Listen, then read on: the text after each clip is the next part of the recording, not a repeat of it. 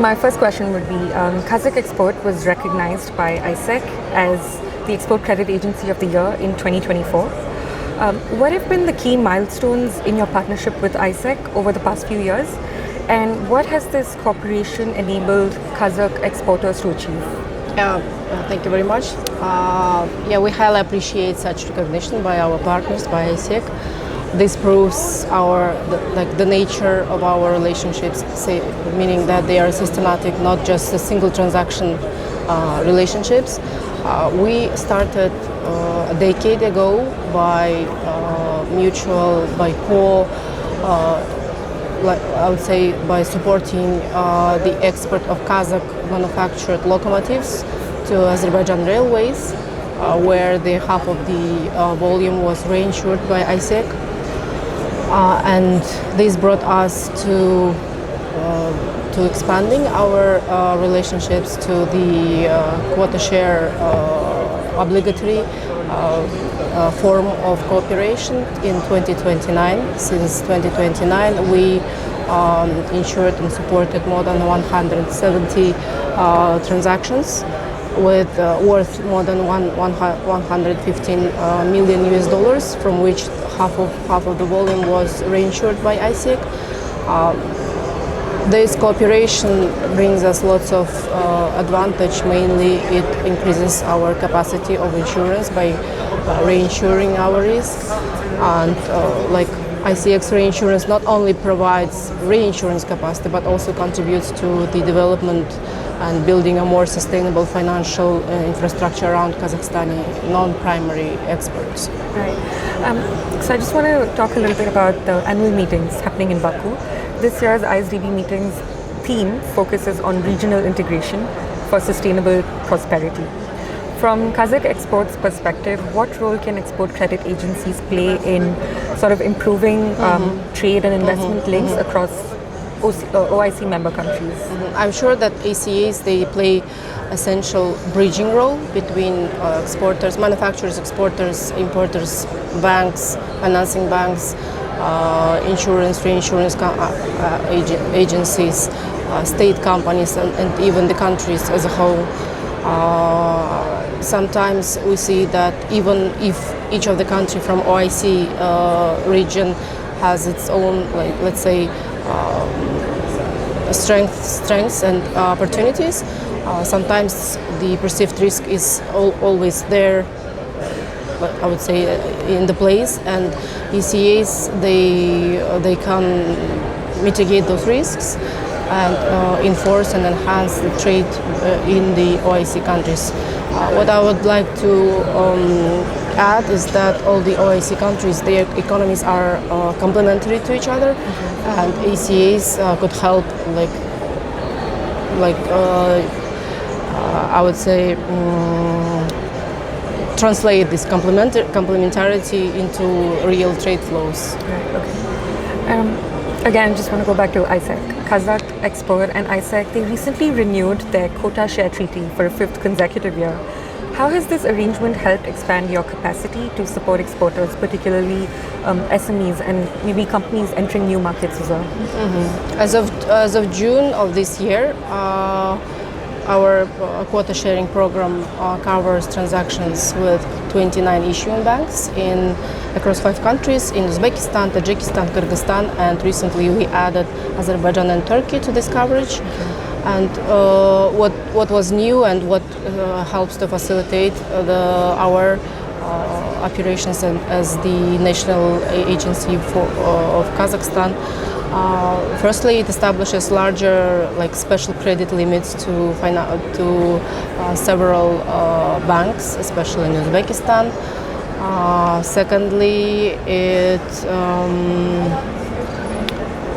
through the automatic coverage of numerous smaller transactions, which are typical to SMEs, it is very helpful to SMEs to go to export, to go into other foreign markets, knowing that their risks will be covered, could be covered by us, and It gives a lot of, let's say, trust and predictability of coverage for us, knowing that this risk could be automatically, obligatorily shared with our peers from ICIEC. And thirdly, entering new markets, namely, as I said, the new treaty includes Azerbaijani and Turkish banks. This is especially relevant given the targeted development of the middle corridor.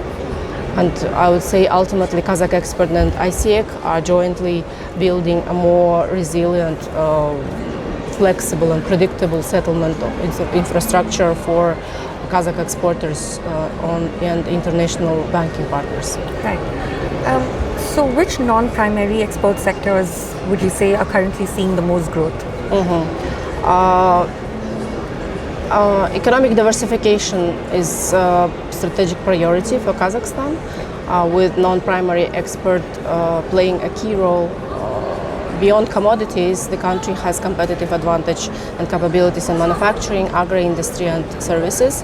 We see export potential mainly in 4 areas. They are agro-industrial and food production, metallurgy and industrial manufacturing, chemical and petrochemicals, and machinery and transport equipment. These sectors benefit from growing demand in the region, and now, like currently, we see demand from Mongolian buyers, for example, which show and present promising prospects for Kazakh-made railway equipment.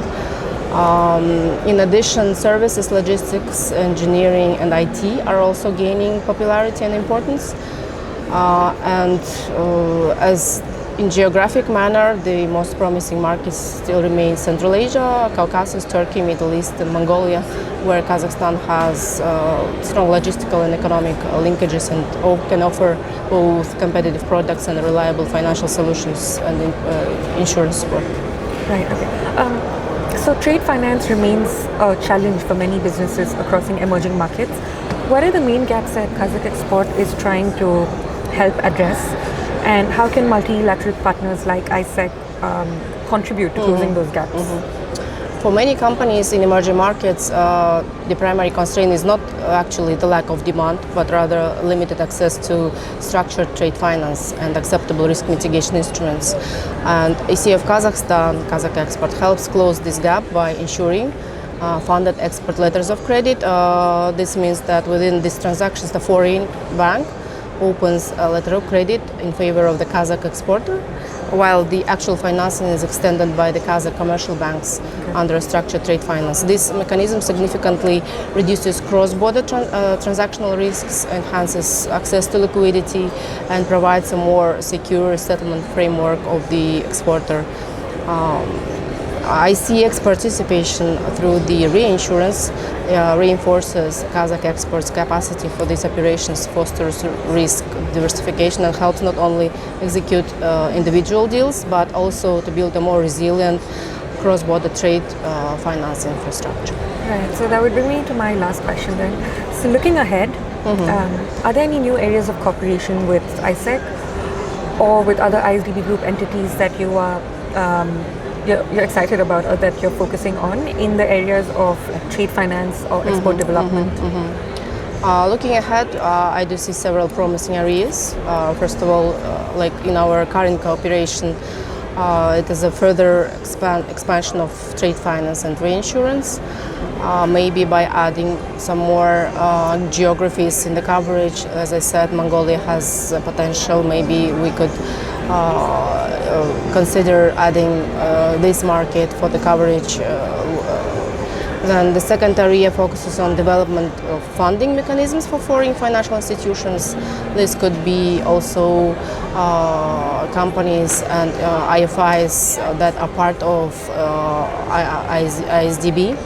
Thirdly, institutional cooperation carries distinct importance. This encompasses knowledge sharing, exchange, capacity building, refining risk assessment methodology, digitalization, and so on. For this, partnership with ICIEC extends far beyond individual transactions. And last but not the least, given that export credit insurance is being adapted to fit the principle of Islamic financing, I'm sure that there is a plenty room for cooperation for KazakhExport and ICIEC to provide Sharia-compliant export risk coverage, and we are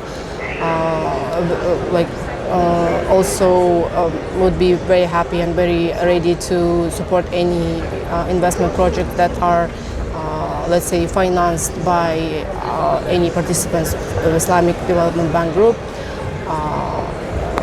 whether they are localized in Kazakhstan or they have any local Kazakh content abroad. We would be very happy to be part of that, such deals. Great. Yeah, that's about it. Thank you very much. Thank you very much. Thank you. It was